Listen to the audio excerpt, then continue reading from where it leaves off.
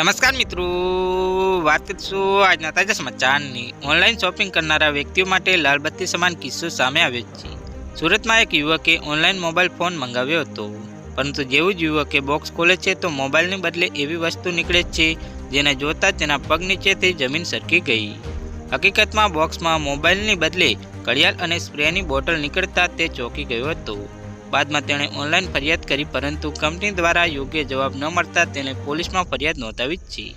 સુરતમાં રહેતા રાહુલ તરોડિયા નામના યુવકે 31 ડિસેમ્બરે એમેઝોન પરથી પોકો કંપનીનો ફોન ઓર્ડર કર્યો હતો।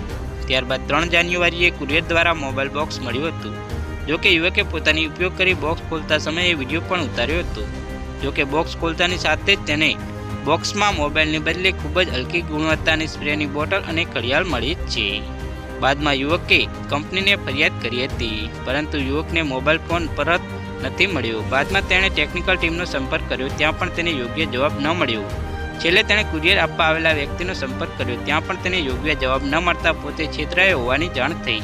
એમેઝોનના ટેકનિકલ સપોર્ટ દ્વારા તેને મદદ કરવાના ઇનકાર કરતા યુવક બાપોદર પોલીસ સ્ટેશન પહોંચ્યો હતો। ત્યાં યુવકે પોતાની સાથે ઘટેલી સમગ્ર ઘટના વિશે માહિતી આપી પોતે ઉતારેલા વિડીયોનો પુરાવો તરીકે આપ્યો હતો। પોલીસે સમગ્ર બાબતે યુવક પાસેથી તમામ માહિતી મેળવી છેતરપિંડીનો ગુનો નોંધી વધુ તપાસ હાથ ધરી છે।